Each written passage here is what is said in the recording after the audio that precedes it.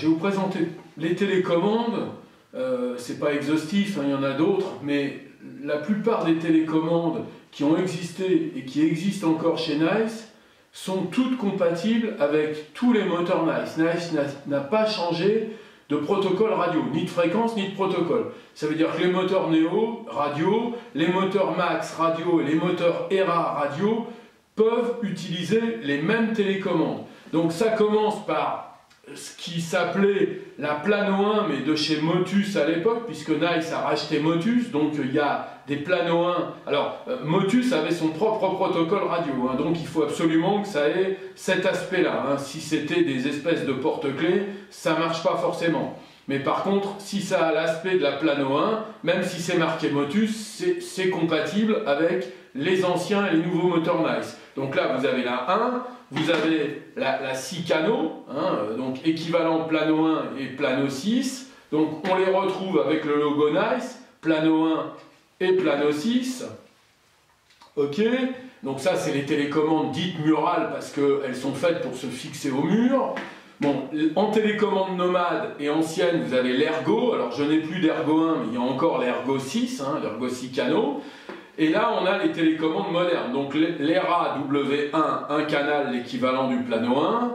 L'ERA W6, 6 canaux, l'équivalent du Plano 6. La P1, l'équivalent de l'Ergo 1, un seul canal, donc en nomade. La P6, l'équivalent de l'Ergo 6 en nomade. Et puis les petites télécommandes qui n'avaient pas d'équivalent avant, qui sont les MiniWay. Donc la MiniWay, un canal, la MiniWay, 2 canaux, donc très pratique puisque sur la même, vous avez des touches différenciées, donc vous pouvez manipuler un volet ou l'autre volet. Et là, 3 canaux, la MiniWay MW3, qui permet de piloter 3 volets ou 3 groupes de volets. Hein. Et puis à la fin, la Planotime, qui elle permet, qui est une horloge, hein, donc, et qui a aussi son équivalent en ERA-Time, hein, la Planotime, qui permet de faire bouger ses volets à certaines heures de la journée. Voilà. Alors, autre préparation, sur la tête du moteur, on va voir qu'il y a 2 flèches droites, dans ce sens-là et dans ce sens-là, et après des flèches circulaires avec plus et moins.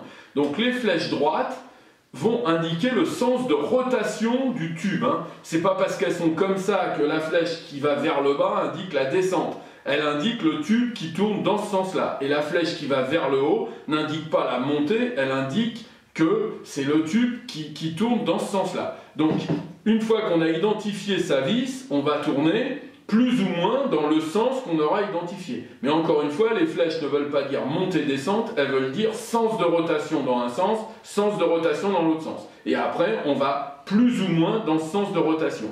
Donc, on peut acheter sur le site les petits tournevis qui vont bien, qui vont permettre de pouvoir manipuler la vis en flexibilité. Donc il y en a un long relativement flexible, il y en a un court beaucoup plus rigide si on est en face, voilà, qui permettent de ne pas abîmer le bouton et de pouvoir manœuvrer un peu dans tous les sens. Bon, à savoir que ces tournevis sont emmanchables les uns sur les autres. Hein. Bon, il faut mieux prendre les mêmes séries, mais on peut passer un court sur un long si on est dans des endroits très très tordus. Voilà, on peut les emmancher les uns sur les autres. Bon, donc je pense que là, on a quasiment tout préparé. Donc on va pouvoir mettre en pratique ce qu'on vient de voir là sur le volet roulant qui est monté avec un moteur Neo Plus.